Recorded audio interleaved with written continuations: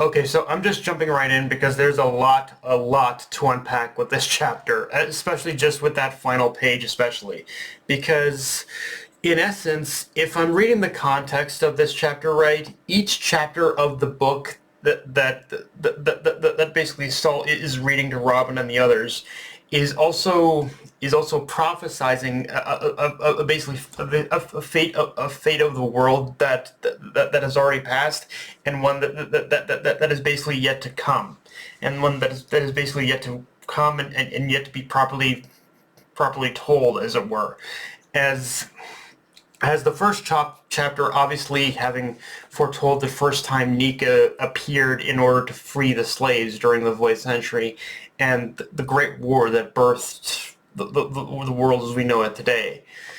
The second chapter was one that took a little bit of pondering because I tried to think of a historical event that could match that story, but the only one that came to mind, at least from the description of it, was the war with the Lunarians that the government waged, and how the war against them birthed what is known as what is and how the war that waged against them is how the world government had taken control of the Red Line. And then, at least that's what I think is going on. If there's anyone who wants to freely correct me on that, go ahead and do it in the comments, because I might have misread that one. And then there's the third chapter that basically foretells the war that has yet to come, the war that is approaching. The destruction of the world as Vegapunk had foreseen, and the role Luffy will play in as Nika, which the text seems to imply Nika will destroy the current world as it is in order for a new one to be reborn. A world which is like which in itself is very likely reference to the races of all the world banding together in order to topple the world government, and more specifically it would be the Demon King who rules at the top, aka Emu. Now, in context of all these prophecies, there's a few overarching details that still stick out. Like, in all three stories, there's a reference to a god. The sun god, of course, being the obvious one. But then we also have the earth god, the forest god, and the sea god. Now, all these gods have lore that ties back to the legends that were told in Skypiea. So, right out of the gate, do not skip Skypiea. That's my note. But the thing is, with all these gods being told, with all these gods being revealed in these chapters of history, I I imagine that in the present time, in the present day, just like how Luffy represents Nika now, there's one person who represents each god. Now, as far as who those people are, that was kind of the fun of this chapter, and me trying to fit in the puzzle pieces. I don't, and even then, I don't know if I'm 100% correct on all these, but because putting Luffy aside, who we already know is the sun god, the only others that come to mind right now are, first off, like Shirahoshi, who's being representative of the sea god, by definition possessing Poseidon's power. Like, I know a lot of people have turned to dragon for that. I know a lot of people have theorized it's dragon, but honestly, I'm putting more of my chips on Shirahoshi simply by her being be, being the ancient weapon Poseidon. And I imagine Loki might be one of these gods as well, and possibly the forest god with the ties to basically at the Adentrine and Yggdrasil. So yeah, it does fit for him to be almost like the tree god, the forest god in that sense. Although whether he'll be alive by next chapter remains to be seen, because yeah, but we'll get into that. And of course, that just leaves one vacant spot left, which is the Earth God. And I'll be honest, the Earth God is the one I'm still not sure. I'm still trying to figure out in my head.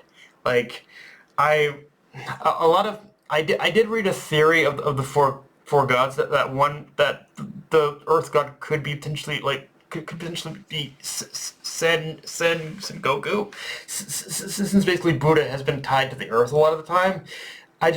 I don't entirely know if that's actually him or not. Like, the Earth God is kind of the one that's a little bit up in the air, and I don't know who that would be representative of. The only, I guess you could potentially fit Dragon into the Earth one, but I don't know. Um, but but regardless of who these gods are in the current era, though, one thing is made certain from this prophecy: the old world is going to return. The ancient kingdom that was destroyed is coming back, and the government, however much they may try cannot stop that from happening. On and on one final note, though, I'm curious what these prophecies refer to by the half moon and what that represents, because that's the one piece of this put to, I couldn't probably figure out, because at first I thought the half moon, the full moon thing was in reference to Emu, but after reading again, I'm not sure what exactly is meant by the half moon and what that's supposed to be. But okay, long-winded tangent over, though. This chapter also wastes no time in kind of revealing to us what everyone, I guess, in the community already knew, that Shanks is Shamrock's twin brother. And admittedly, one thing I really do like about the reveal is when we cut to Luffy's response when being told it was undoubtedly someone who looked like Shanks that attacked the guards. Like, Luffy immediately jumps to Shanks' defense because Luffy personally knows Shanks. He immediately defaults to it had to have been someone else, even if they share the same appearance, because it shows that Luffy won't fall into the trap of mistaking Shanks for Shamrock. Although I imagine sharing an appearance will still have some way to throw Luffy off a little emotionally. Of course, as Luffy also rightfully points out as well, Shamrock being Shanks' brother just kinda complicates things to of what exactly is going on, because apparently according to the story as told by Shanks, Roger came across him when he was an infant. So the implication would have to mean Garling abandoned Shanks because he only intended for one son to inherit his legacy, or because Garling only intended to have one son to inherit that legacy.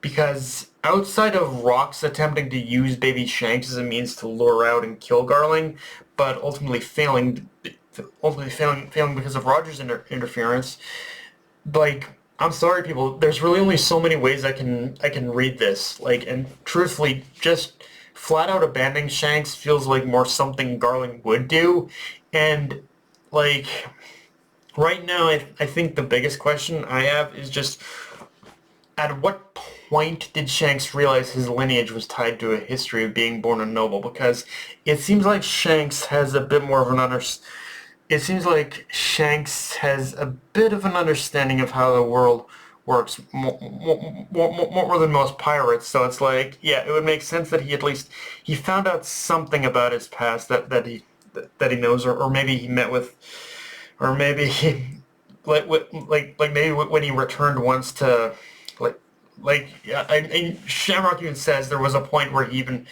tried to do what Doflamingo did and return to the Holy Land. So it's like it'll be my thing right now is I really want to know what happened when the first time that Shanks had tried to return to the Holy Land. What transpired there that kind of put what transpired at that point, like and what and why did he return? Is like there's a whole, like, it's one of those things that's classic One Piece where even when we get answers, I still have a shit ton of questions. Like again, what exactly transpired? How did Shanks become aware, and why did he return? Is basically the core of my questions with a lot of this reveal now.